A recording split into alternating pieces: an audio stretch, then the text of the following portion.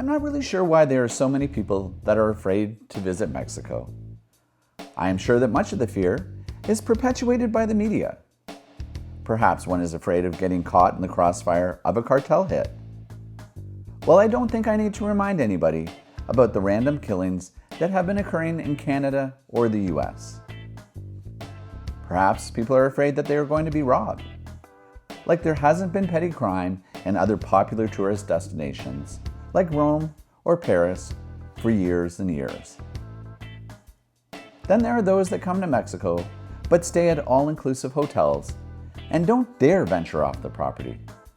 For that matter, those individuals could be at any all-inclusive anywhere in the world. Firstly, there should be no fear of visiting Mexico. And secondly, there should be no fear of integrating into the local culture. That means shopping at the local grocery stores, eating at the local restaurants, and trying to learn a few phrases in the Spanish language. Igualmente para mí, pero yo quiero arroz. Okay. Gracias. After all, a little really goes a long way. This is our second year spending a prolonged period, 6 weeks, in Mexico. This year, staying on the Gulf side of the country, in the Mayan Riviera. Most people are drawn here to one of two well-known cities, either Cancun or Playa del Carmen. The water is turquoise blue, the sand is white and powdery, and the weather is predictably hot and dry. However, almost smack dab in between these two well-known cities is the lesser-known city, Puerto Morelos. We ourselves had not heard of Puerto Morelos until friends of ours permanently relocated here to escape the crazy hustle and bustle that Playa del Carmen has become. Puerto Morelos is a fishing village with a population of just under 10,000 residents. And speaking to long-term residents, however, the town itself is not immune to gentrification, with communities springing up on the outer edges of the town center. Many long-term residents resent the growth as it brings with it more congestion and higher prices.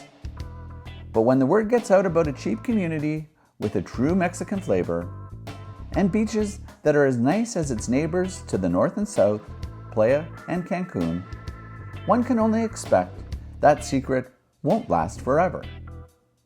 This is known as progress. We ourselves are staying in one of these newer developments, with guarded gates to check all people entering the complex. Regatta, as it is known, is on the far north end of Puerto Morelos, with one of our gates exiting onto one of the two roads that lead to the beach. Not only are there two roads leading east to the beach, but there are two roads that run north and south from one end of Puerto Morelos to the other. There is Highway 307, which, if we want to use, we have to first turn left in front of 3 oncoming lanes of traffic where the speed limit is 100 kilometers per hour or 60 miles per hour. We then wait in a lane with the traffic coming from behind to have enough of a gap to allow one to merge into the fast lane and quickly make their way over into the slow lane or risk getting rear-ended by people traveling well over the speed limit. This is not only harrowing, it is incredibly dangerous. Alternatively, we could use the local back roads leading into town that weave its way through the multiple portside subdivisions. The peril here are the speed bumps, some of which are so high, bottoming out the vehicle one is driving is a very real possibility. Then there are the potholes, which are not surprising to find in any paved street in Mexico. In fact, people have even gone so far to lay thick-gauged rope across the road to act as speed bumps, as if the other speed deterrents weren't enough. Our subdivision is also full of spider monkeys, who seem to travel in packs. Mothers with their babies cuddled onto their backs, the monkeys are a joy to watch and are not shy of human company. They all seem to have their own personalities, I suppose just like humans. There are those that like to literally swing from the monkey bars at the local playground, to those that like to be swung around by the arms or tail by a person who is brave enough to do that.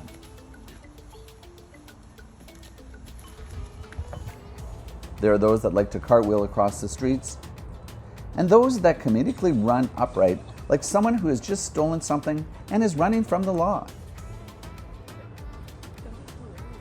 On occasion, they have been known to take over our poolside, but this seemed to coincide with some domestic dispute the monkeys were in. The sounds of this fight were what alerted us to an early morning poolside visit by the monkeys. Finally, there are those that are brave enough to feed the monkeys by hand, despite this being posted as a federal offense. I personally do not like how comfortable these monkeys have become with humans and how aggressively they vie for food when it is being doled out. They have no problem running up to someone, almost saying, "Hey, you gave a banana to my friend, where's mine?" The town itself is split into two distinct areas. The port side, where naturally you will find water, beaches, beach bars, and charter boats. And the Colonia side, where you will find most of the locals reside. The port side is geared towards tourism, with many bars and restaurants lining the three main streets that run parallel with the beach. Perhaps the most popular of these streets is Javier Rojo Gomez, which becomes a pedestrian-only street in the afternoon, as restaurants set up tables and chairs that jut out right up to the boulevard that separates both sides of the street. In the heart of the port side, you can find a quaint town square, where local shopkeepers and tour companies have employees trying to coax you into their shops to book an expedition with them. Any information for your tour, guys? Just off the square, one can find perhaps the most famous landmark in Puerto Morelos, the Tilted Lighthouse. In 1967, Hurricane Balua hit the town and the foundation of the lighthouse was severely damaged, causing it to tilt precariously. Attempts were made to remove the tower, but all failed, and it was decided that the Tilted Lighthouse will stand as a monument. It will come as no great surprise that the price of accommodation and restaurants are much greater on the port side than on the Colonia side. Let's face it, they are catering to a demographic that will pay the rates to stay and eat in close proximity to the beach.